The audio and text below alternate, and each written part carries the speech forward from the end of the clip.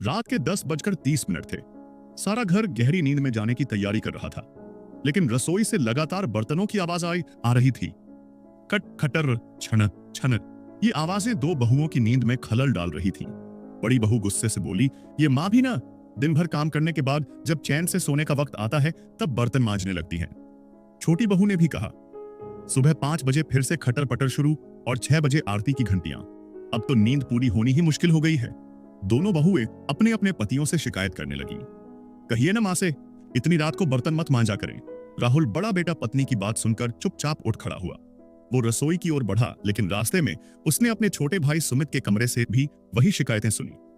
वो पल राहुल के लिए एक आईना था, जिसमें उसने माँ की जगह खुद को बूढ़ा होते हुए देखा। वो सुमित के कमरे की ओर बढ़ा। दरवाजा खटखटाया। दोनों भाइयों ने बिना एक शब्द कहे एक दूसरे की आंखों में झांका और फिर रसोई की ओर चल पड़े। रसोई में 70 साल की मां झुकी हुई बर्तन धो रही थी, कांपते हाथों से, थके बदन से, पर चेहरे पर संतोष था। राहुल ने मां के हाथ से स्क्रबर लिया। मां, अब हम कर लेंगे, आप आराम करो। सुमित ने पानी भरा और कहा, आपने हमें बचपन में सहारा दिया था, अब हम आपका सहारा बनेंगे। मां ने मना किया, लेकिन बेटों की जिद के आगे वो हार गई। बर्तन धोने के बाद दोनों बेटे मां को उनके कमरे में ले गए। पिताजी भी जागे हुए थे, चुपचाप देख रहे थे। बेटों ने मां से कहा, कल सुबह हमें भी उठाना, हम भी आपके साथ पूजा करेंगे। मां कुछ नहीं बोली, सिर्फ मुस्कुराई और उनकी आंखों की कोर भीग गई। अगली सुबह सूरज की पहली किरण के साथ मां, राहुल और सुमित पूजा की तैयारी में लग गए।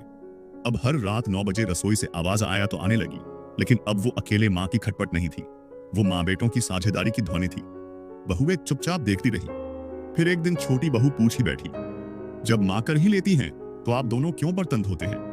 राहुल ने मुस्कुराकर जवाब दिया, अगर तुम मां की मदद नहीं करना चाहती तो कोई बात नहीं, लेकिन हम तो करेंगे, क्योंकि मां ने कभी शिकायत नहीं की थी जब हम बिस्तर गीला करते थे और वो रात भर जागती थी। धीरे धीरे सब बदलने लगा। अब बहुएं खुद बर्तन जल्दी साफ करने लगी, सुबह जल्दी उठकर पूजा में शामिल होने लगी। अब घर में सुबह की आरती शोर नहीं लगती थी, बल्कि दिन की सबसे प्यारी शुरुआत बन चुकी थी। अब मां अकेली नहीं थी, वो हर काम में बहुओं के साथ बैठती, बातें करती, और बहुएं अब सास को बोझ नहीं आशीर्वाद मानने लगी थी। एक दिन मां ने छोटी बहू से पूछा, अब मेरी खटपट से नींद नहीं टूटती? वो मुस्कुराकर बोली, अब आपकी खटपट नहीं सुनाई देती मां, अब आपकी ममता सुनाई देती है।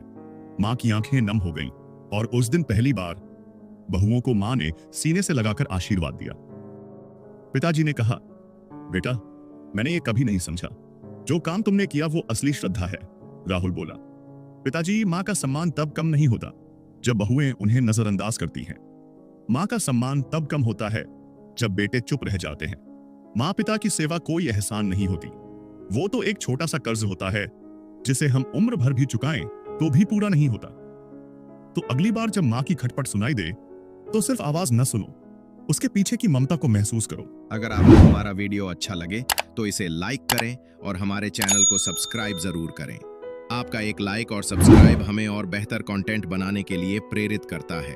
आपका साथ ही हमारी ताकत है।